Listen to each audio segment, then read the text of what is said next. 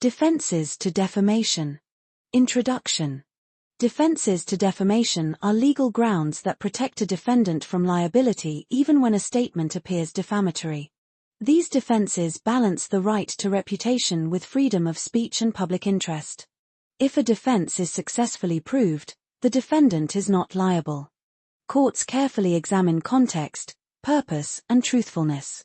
These defenses are frequently asked in LLB examinations. Truth or justification. Truth is a complete defense to defamation.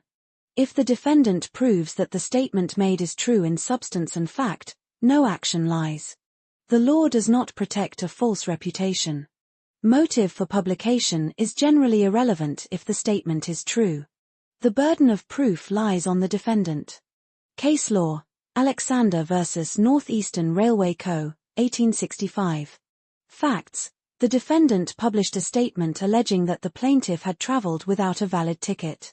Evidence showed that the allegation was true and based on actual conduct of the plaintiff. The publication affected the plaintiff's reputation. Held. The court held that truth is a complete defense to defamation. Since the statement was true, the defendant was not liable even though the publication harmed the plaintiff's reputation. Fair comment. Fair comment is a defense available for expressions of opinion on matters of public interest. The comment must be based on true facts, made honestly and without malice. It protects criticism of public acts, public figures, and artistic works. Statements of fact are not protected under this defense. The comment must be fair and reasonable. Case law, Kemsley v. Foote, 1952.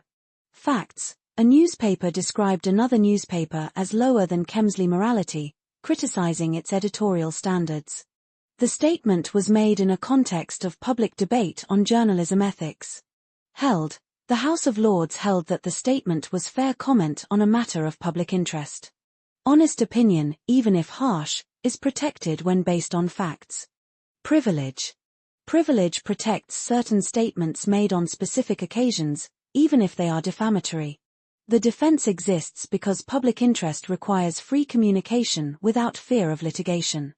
Privilege may be absolute or qualified. Absolute privilege gives complete immunity, while qualified privilege depends on absence of malice. Absolute privilege. Statements made in Parliament, judicial proceedings, or official communications are absolutely privileged. No action lies even if the statement is false or malicious. The protection is complete and unconditional. It ensures freedom of speech in important public functions. Case law, Chatterton v. Secretary of State for India, 1895. Facts. A defamatory statement was made by a government officer in an official report submitted to higher authorities. The statement harmed the plaintiff's reputation. Held. The court held that the statement was protected by absolute privilege. No action for defamation lay as it was made in official duty. Qualified privilege. Qualified privilege applies when a statement is made in good faith on an occasion where the maker has a legal, moral, or social duty to communicate it. The protection is lost if malice is proved. This defense applies to references, complaints, and reports made honestly. Case law, Toogood v. Spiring, 1834. Facts. The defendant made a statement about the plaintiff while protecting his own interest and communicating with a person having a corresponding interest. Held. The court held that the statement was protected by qualified privilege. Communication made in good faith on a privileged occasion is not defamatory. Consent.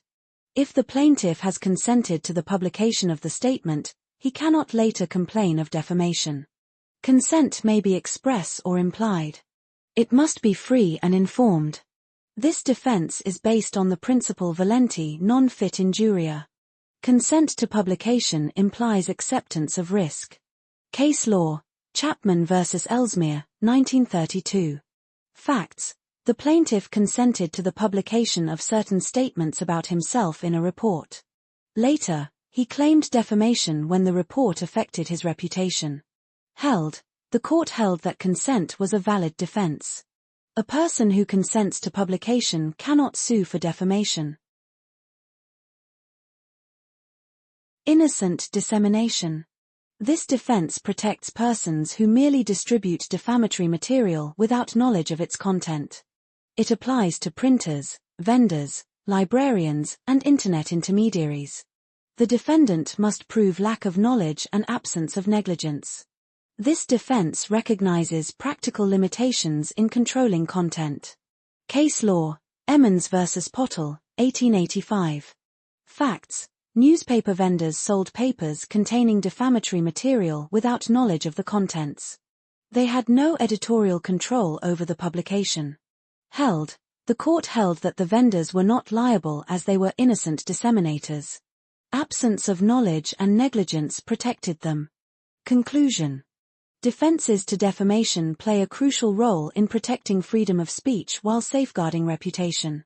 By recognizing defenses such as truth, fair comment, privilege, and consent, the law ensures a balanced approach. Courts apply these defenses carefully to prevent misuse. A clear understanding of these defenses is essential for LLB examinations and legal practice.